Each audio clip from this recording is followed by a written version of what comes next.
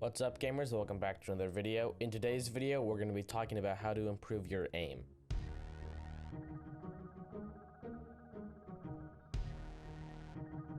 Before we go any further, links to my Twitch and Twitter are in the description below, so make sure you check those out.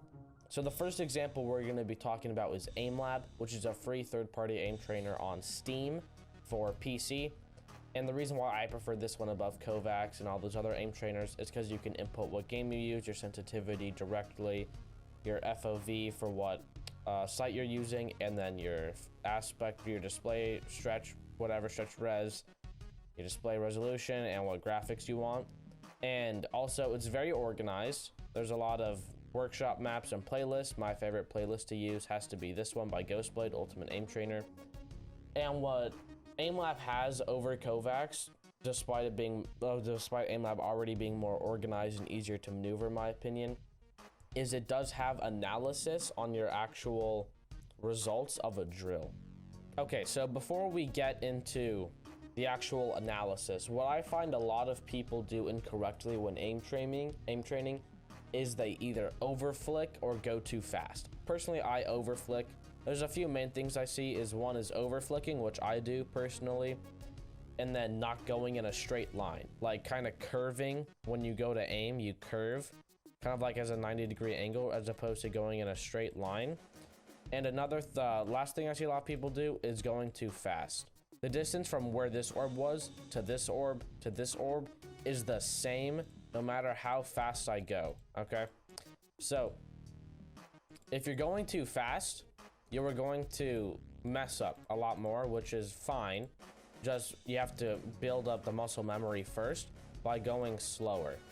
Okay, so once you get warmed up, like some drills are 5 minutes, if you do slowly for 3 minutes, speed up for a minute, and then go fast for the last minute, that's fine. But people right out of the gate, before warming up or anything, will try and go fast and build bad habits of going fast and like spazzing out and overflicking and doing all this bad stuff. And it's just gonna build bad tendencies. Rather, if you go slow, focus on the muscle memory, noticing where the target is, how far you have to move to get there, over and over and over. Your brain will recognize, okay, this distance is this distance, I have to move this much. And then once you build up that muscle memory, you can go faster. So here we're gonna be seeing the insights, which is what I really like about AimLab over Kovacs. It has your weaknesses and your strengths. Slow hand is basically you move too slow. Hypometria is just you undershoot the targets.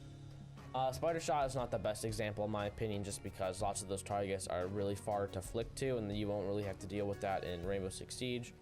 But then you have some more advanced insights, leaderboard, whatever you want, some more stuff. And Kovacs doesn't really have this, at least from the last time I used it. So this is why I prefer AimLab, and it's free as well. It's just better in my opinion. Okay, so now we're in Siege, and this is why these are the drills to do in Siege that I recommend over those third-party aim trainers. And even though the aim trainers say they have the same settings and the same display and all of that, the one way to be 100% certain you are getting exactly what you have set in game is to actually be in the game. So we're gonna hop into a few different types of drills you can do within the game to improve your aim. Okay, so here we are on this wall on Clubhouse, CC wall. This is kind of like the average distance you will be taking a fight, but with these punch holes you kind of replicate the drill we were doing in AimLab and any of those other aim trainers. And you might be wondering, well, how do I know if I'm hitting the wall or if I'm missing? And the reason is if you miss a bunch, you'll break a hole in the wall, and if you don't miss, you won't. So the way to do this is just the same as the other aim trainer drills. You just want to flick from one target to the next. I don't use ACOG. I just forgot I had it on this, so bear with me. So, and as you can see, I miss. Oh, that's a guy. Wow. I missed, so there's a hole there. So that's something you can do. You can use any gun you want. And then for tracking, just try and walk around and stick to a hole. And you can, of course, like practice crouching with it or whatever. And then another thing you can do is just tracing like the buildings. or the terrain around the the map. God dang. Because if you can trace in a really steady straight line, you're just like, see how I kind of went off like that, as opposed to if I can stick tracing just along the building, then it will help, it will improve your tracing and your flicking, and that's pretty much the basis of aim in this game. What I think a lot of people get wrong is you don't want to have to flick. You want to be able to just quickly pop in and just get the kill without having to do any of these fancy quick lean flick things, because that just shows that you are misplaced and you are out of position. Of course, flicking is cool and everything, and it's like a big show off when you can do it, but having proper pre-aim and crosshair placement is better. For example, the way to improve your crosshair aim, is by this buckle on barricaded doors is head height. As you can see, I'm standing right here, and this is where my head is. For crouch placement, people say it's this lower buckle. That's incorrect. I'd say it's about this second dot. So to practice aiming at head height, you're gonna want to walk around and aim at that second buckle, and then walk around and aim at this second dot. Okay, so for this second example of in-game aim training, I guess kind of third, is it's gonna be a custom game.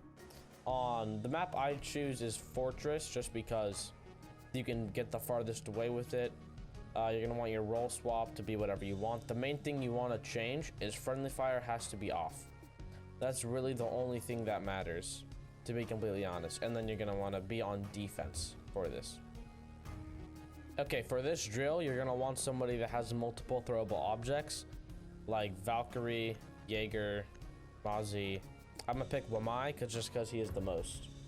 Okay, so for this drill, you're gonna want to wait for all of your frisbees to charge up.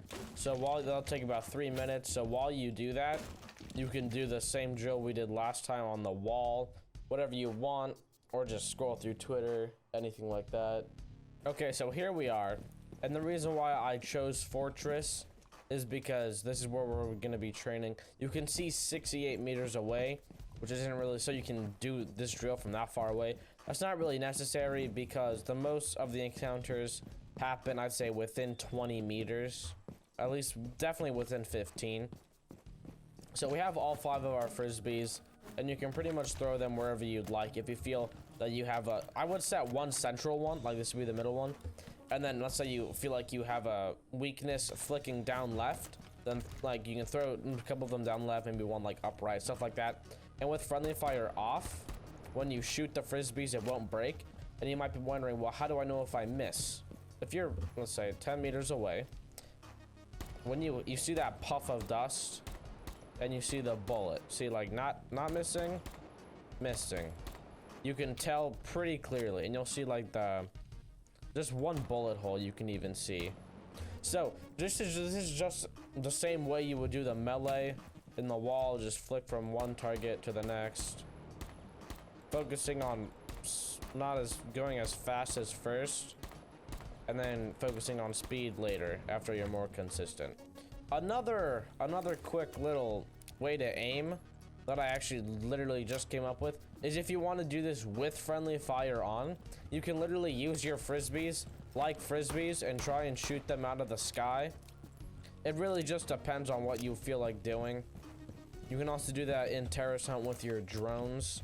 And what I also like about this drill a lot is when you're in game with it, you can practice the mechanics.